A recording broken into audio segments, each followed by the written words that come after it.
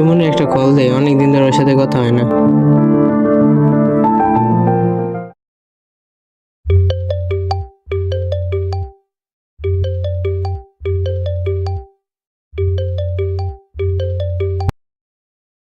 Hello, কে বলতেছেন?